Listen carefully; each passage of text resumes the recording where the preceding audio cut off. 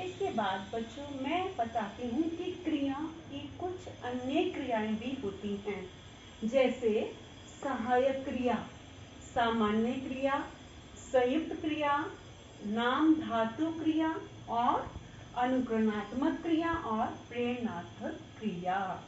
सबसे पहले हम पढ़ेंगे बच्चों सहायक क्रिया। सहायक जिसे आप इंग्लिश में हेल्पिंग वर्ब कहते हैं।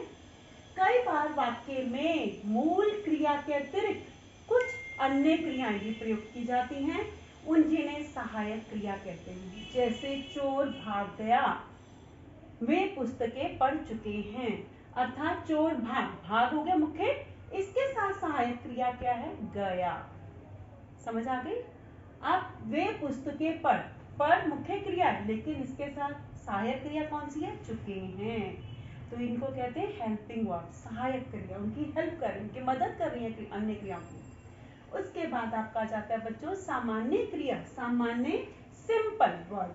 जैसे वाक्य में जहां केवल एक ही क्रिया का प्रयोग किया जाता है उसे सामान्य क्रिया कहते हैं। जैसे अक्षय आया, सिर्फ यहाँ पे एक ही क्रिया है ना बच्चों। तो लता ने गीत गाया, एक ही क्रिया है गाया, तो इसका मतलब ये सामान्य क्रिया इन्हें कहते हैं। सहायक हेल्पिंग वर्ब मतलब मुख्य क्रिया के साथ जब एक क्रिया और आ रही है तो वो सहायक क्रिया हुई। सामान्य जहां पर केवल एक ही क्रिया का इस्तेमाल किया जा रहा है।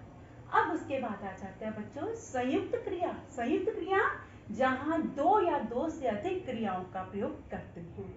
जैसे पवन खाना खा चुका, तो यहाँ पे दो क्रिया यूज की गई है, खा चुका। अब मैंने पेट भरकर खा लिया, तो यहाँ पे दो क्रिया यूज हो गई, खा लिया। तो ये इसको क्या कहते हैं? जहां पर दो या दो से अधिक, यहाँ पे दो क्रिया इस्तेमाल हुई है, इसका मतलब क्या हो गया? संयुक्त क्रिया बच्चों। समझ आ गई? अब आ जाते हैं बच्चों नाम धातु क्रिया। नाम धातु क्रिया ये क्रियाएं संज्ञा, सर्वनाम और विशेषण आदि शब्दों से, क्रियापदों से बनती हैं। जैसे संज्ञा से झूठ, झूठलाना। इसमें बेटा आप देखिए जरा, झूठ में बड़ों की मात्रा है और झूठलाना जब हम लिखते हैं तो छोटे की मात्रा हो जाती है। तो बच्चों मात्राओं का बहुत ध्यान रखना है हिंदी में आपने।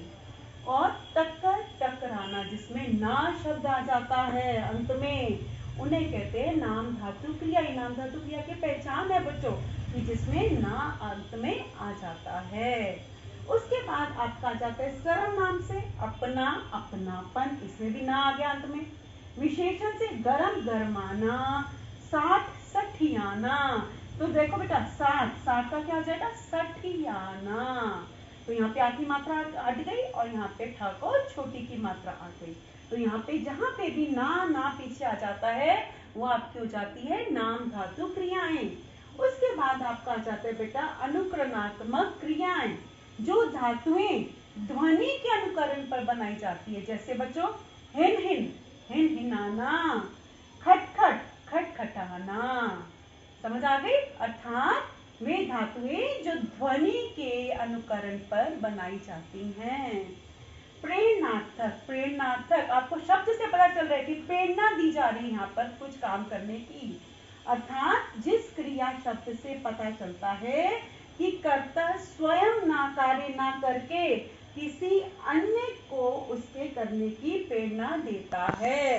जैसे मोहन नौकर से कपड़े धुलवाता है। यहाँ पे बच्चों मोहन, मोहन क्या है? कर्ता। तो मोहन कपड़े खुद नहीं धो रहा, मोहन किससे कपड़े धुलवा रहा है? नौकर, नौकर से कपड़े धुलवा रहा है। अर्थात जहां पर कर्ता खुद काम ना कर दूसरों को काम करने की प्रेरणा देता है उसे कहते हैं प्रेरणार्थक। जिसमें आता है वाना, धुलवाना, खिलवाना, पकवाना। अर्थात कर्ता खुद कार्य ना कर दूसरों पर कार्य करने की प्रेरणा देता है, उसे कहते हैं प्रेरणार्थक क्रिया। अब बच्चों मुझे पूरी उम्मीद है कि आपको क्रिया पाठ अच्छे से समझ आ गया होगा। धन्यवाद।